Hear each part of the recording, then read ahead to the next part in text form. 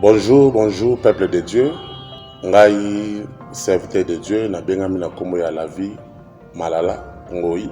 Na pusani liboso na bino, pona kolobela bino o ezali de la part de l'Éternel. Tozali na temps moko ezali vraiment mabe makasi, et surtout na ba pays na biso, même place où vous se retrouvez, on remarquer que ça na de loko moko ils ont frappé. Ils ont ningisa peuple nyonso. Au partout, et monsieur Koki Kosalema, Batu Bakoki ko se réunir, référence, ils ont les locaux moko, au biso toyebi Covid, partout azo la Covid, partout azo la Covid. Mais moi, mon problème est que dans les camps Covid, mais naïena yebisa peuple de Dieu, le biko ezali, le sali.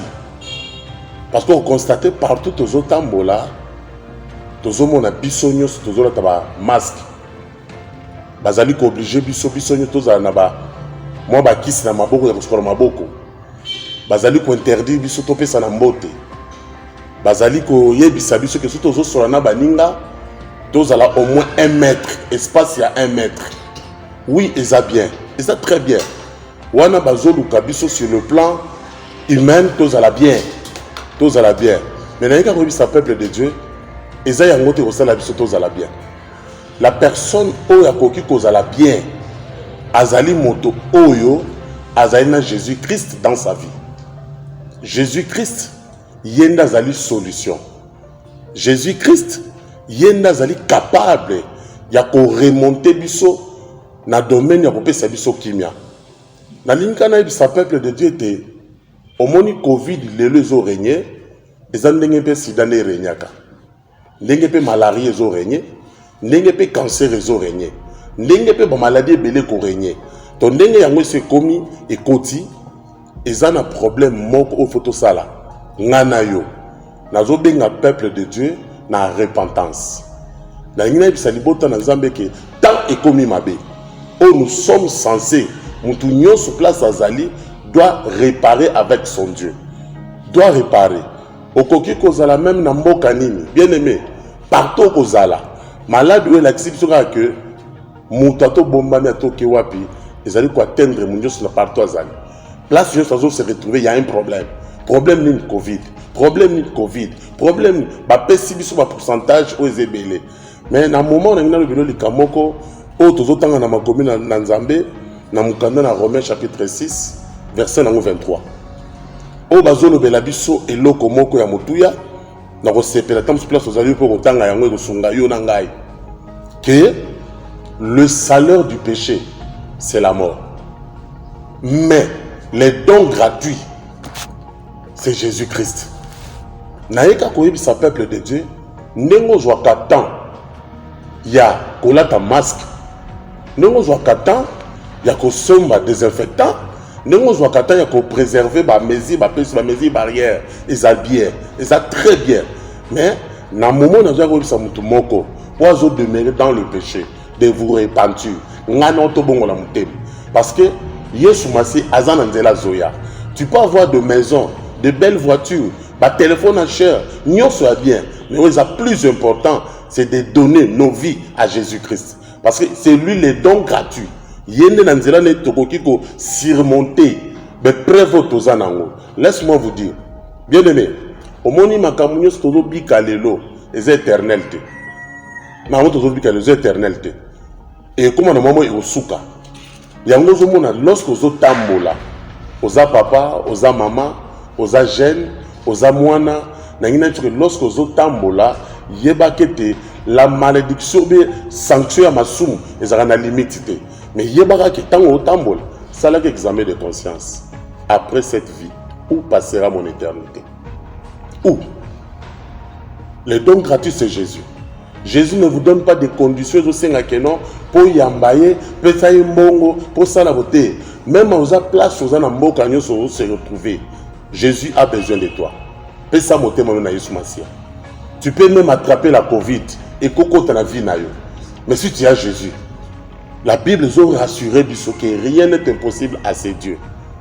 Tout est possible à celui qui croit. Na yeka ko biso na moment oyo o mona o la message oyo que tobomi bongisa, qu'après cette vie, il y a encore une autre vie qui nous attend. Il y a la vie éternelle et l'enfer éternel. Bien aimé, somba mituka, somba banda, voyager kende pays étranger, ba nyonso oyo koki ko sala, oyo koki koluba, ya le jour okota na tombo, okota yo moko, bilambe kotikala, bilambe kotikala, na yinkana biso ete oyo zo bomba, lobe ko boma yo.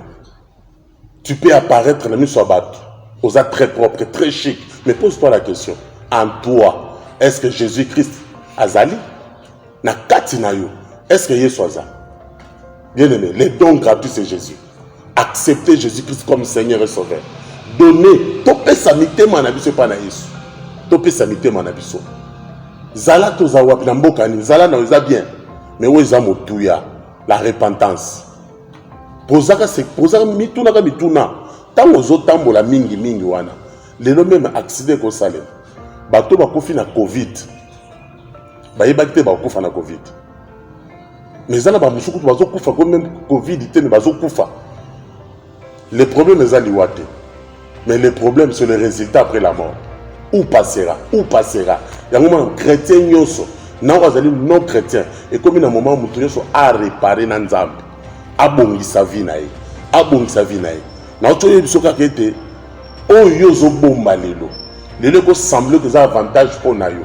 Ozo bénéficier nango, ozo zo yango eza bien. Mais yeba kete, eza na résultat nango. Ndenge Romains 6:0. Le salaire du péché c'est la mort. La mort bien aimé. Tu peux mourir physiquement, mais sache-le bien, nous autres pour là. Mais il y a la mort qui est là, esprit, ils la âme, ils posent la châtuer. Mais potoko makunate, il est temps que mutumoko boye, anima, kokabwanana masumu. Ndenge mutu asala effort lorsque zobima, ala takashi ne po ba policier ba okangaye, po ba déranger na nzela, po ba kosala ba mante, ba nini, mais asala effort lorsque zotambola. Mitunaka question, relation na ngana nzambe, est-ce que ça correct? Communion na ngana nzambe, est-ce que ça correct? Yango zo mona ke lelo même atali waye na obanga na ngate. Même atali waye na obanga te. Pourquoi na obanga te? Parce que je sais que après vie éternelle les ozelanga. La vie éternelle est en Jésus. Peuple de Dieu, moment yango. Otozo benga mokili mobimba. Na yo, na ngai, to bongola nde mitema. To longa na ba parents, to pesa Yesu ma motema, to ndimaye na ba vie na biso. To ndimaye. Lorsque to kondimaye, okomona que nyoso ozomona mokili ezo sekwe monde et ko sala iloko te. Yesu ndem taza na contrôle nyoso. Pesa motema na. Na kende ko chite pona koyebisa eloko moko. Zolo ba mikolo na zebisa bato. Si vous ne détruisez pas le péché vous détruira. Donc soko pebisi masumu te na vie na yo, yango pe yango ndeko boma yo. Bien aimé, quelque chose olia bien, olata bien, otambola bien, ozana mutuka bien, mais pose-toi la question dans ta vie. Nanazo régner. Ce que za Yesu, gloire à Dieu, ce qui nous a Yesu te, na ko inviter yo opesa motema no na Yesu Masia, wazali nkolo pe mobiki sinabiso.